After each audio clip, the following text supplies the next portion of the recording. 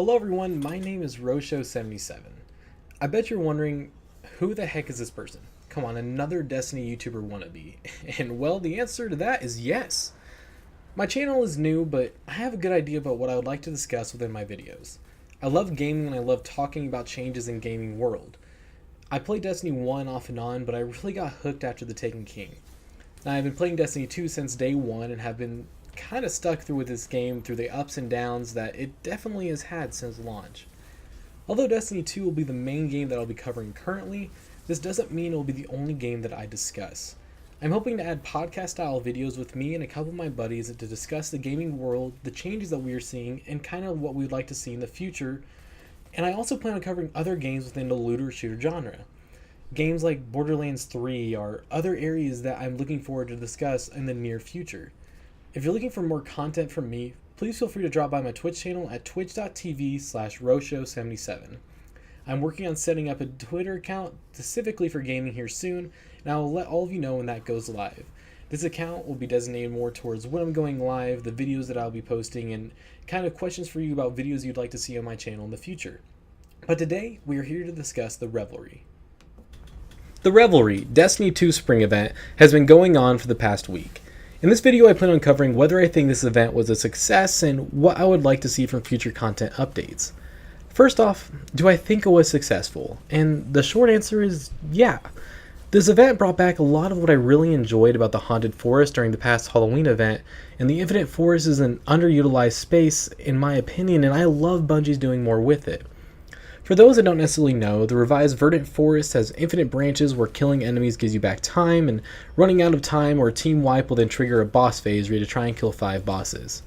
Each branch cleared before triggering the boss phase will add 5 seconds to your boss phase time, which is then capped at 5 minutes.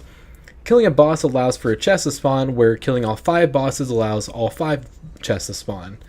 The fact this game mode is essentially an endless horde mode is a good step in the right direction, and I'm just left with wanting a lot more.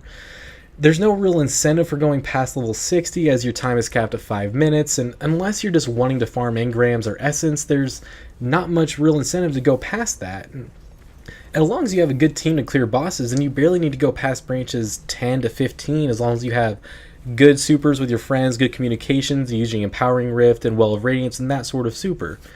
My friends and I went in to see how far we could go. We made it to branch 77 and we plan on doing more of it in the future.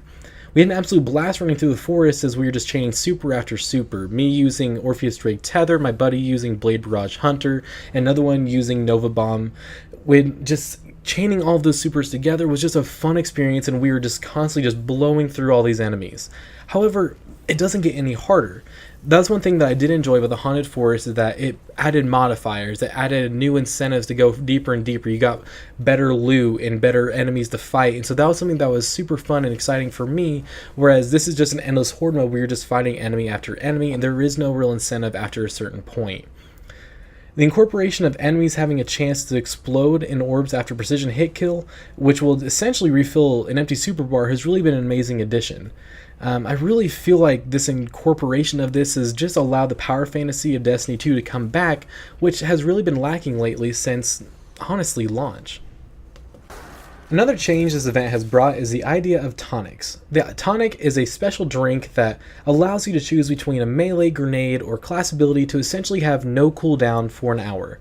It costs you 50 essence to put on and can be used really at any time. And essence can be found after completing any activity. Strikes, Crucible, public events, the forges, any of these will drop you around 10 to 11, 12 maybe essence after completing the event. So really, there hasn't been any time where I feel like I've lacked any essence or have been struggling to find some. In PvE, it has really been such a fun addition to the sandbox, and going into a Nightfall and putting on Grenadier along with the Grenade Tonic essentially means you have 0 cooldown. The ability comes back faster than the game even registers, and you're just throwing grenade after grenade, killing hordes of enemies, and honestly, my friends and I have just killed bosses with just grenades itself. It has been such a fun addition, and I've loved doing it. However, this addition does bleed into PvP. Although I love having my abilities back faster and I am utilizing different loadouts because of it, Crucible has just become ability spam. You won't play a game without running into a team that has at least one Arcstrider Hunter with a Shinobu's Vow exotic and just spamming skip grenades constantly. I know they're just using what the game is providing them, but it's difficult and deterring at times to come in. It's very fun, but 3 weeks of this inside the Crucible is very offsetting. Especially with Iron Banner returning this week and you're just trying to get into this competitive game mode and this is all that you're seeing. I'm okay with the addition of tonics within the Crucible, I just wish there was a separate playlist for it. Allow me to play this mode in a separate quick play or competitive playlist where tonics are enabled, but allow me to go back and forth. Allow me to choose a playlist where tonics are disabled, and I have the freedom to go back and forth and still enjoy this event, but I still have the option and the possibility to do a different event as well. Now it's time to move into talking about the triumphs and exotic weapon associated with this event. Completing triumphs to unlock Arbalest will only take you, a few hours of gameplay, and most take place within the Verdant Forest itself and don't take you too much time to complete outside of that. There are actually 10 total triumphs that you can complete, and completing only 7 means that you don't have to even complete all the triumphs associated with the event, so you can kind of pick and choose what you would like to complete on your own time. The only triumph that really takes a while is the one where you need to complete 50 Revelry bounties, as you can only pick up a certain amount of bounties a day, but even then, if you just pace your time out and do it, those aren't that difficult to do. The Arbalest itself is a fun weapon, and I didn't like or dislike the grind to get it. The main 2 perks of the weapon are Compounding Force and Disruption Break. Compounding Force fires slugs that carry massive damage to the enemy shields, and Disruption Break increases kinetic damage taken by an enemy after you break their shield. The gun itself is very fun to use, honestly, and it's different from other linear fusion rifles as it sits within your kinetic weapon slot. I've seen it used quite a bit in Crucible, however I don't feel that it is dominating in the way that Queenbreaker or Sleeper Simulant was when they were first kind of released before they were patched.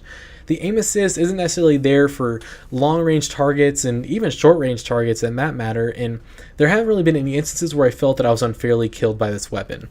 If you're a skilled sniper or can test well, you won't really have any problems fighting this weapon, as there are really only a few situational areas where this gun can actually one-shot you. This is when I believe there's something you can do with your Titan in order to make it do a little more damage, and standing inside of an empowering rift as a warlock will also cause you to do more damage and do that one-shot body shot.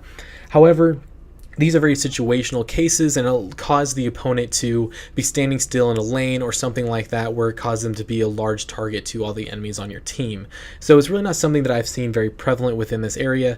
This gun pairs really well with something like a hand cannon or Recluse if you have that, because it is basically a 2-hit kill. You hit one-shot body and they're just one hit from any other weapon that you have, and so it pairs really well with a lot of secondary weapons that are fast firing or quick to target.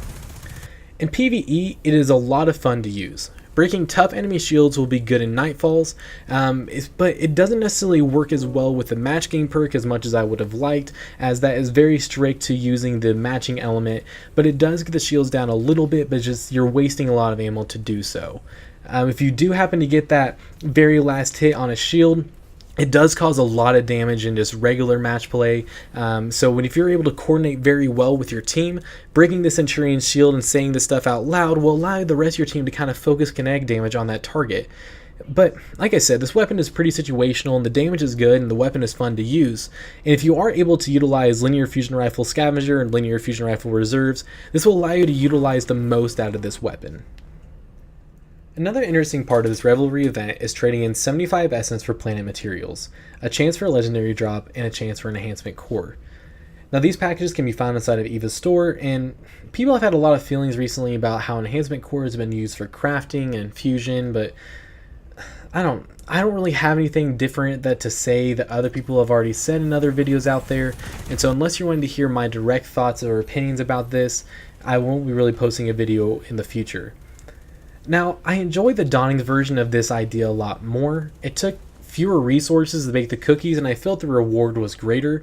And I remember just using a lot of the resources to just buy a certain amount of cookie and just spanning the vendor that they had and just getting a lot of things in return, getting a lot of play materials, getting enhancement cores very often, and that was something I really enjoyed. And the fact that the materials were also only used for making cookies inside the oven.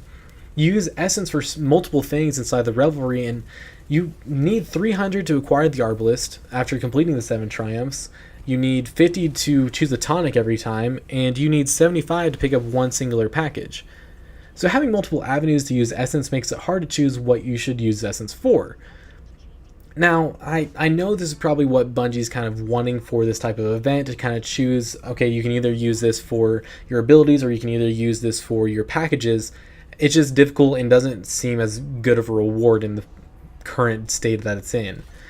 I bought 7 packages and received a total of 35 planet material, which I did appreciate not having the farm. I'm not upset about that. 5 blue engrams, 1 purple, and 1 enhancement core. So it kind of seems like the balance of what they want to have is that enhancement core and purple engrams are more of a rare drop. But I'd used 525 essence to buy these packages, where I could have gotten 10 hours of ability tonics. And I do understand the choice that I made. It's just difficult for me to justify using this many essence to acquire so few items in return. So my final thoughts. Like I said, the Revelry has been fun. The Strange Terrain Nightfall that you see in the background was an absolute blast. I haven't felt this powerful in Destiny 2, and I don't know if I've ever felt this powerful. Checking grenade after grenade in PvE allows the strikes to be that much more enjoyable, and Crucible is broken with constant ability spam, but people have felt Crucible has been broken for a long time now, so there's really nothing new for me to discuss there. For future events, I really would like more incentive. After running that 77 branch run with my friends, other runs have really felt boring. I'm all for completing a grind, but what's rational about grinding for branches when there's no real incentive to go deeper into the forest? Chests after defeating bosses don't provide you any better loot for clearing 100 branches than if you only cleared 10. I would love for an incentive system where if you got to level 20 or level 30 and you got 3 blues instead of 2 blues this time, or if you got to level 50 you got a purple engram to drop, or if you got to level 60, a prime engram would drop. And if you got to 70, you were guaranteed an exotic.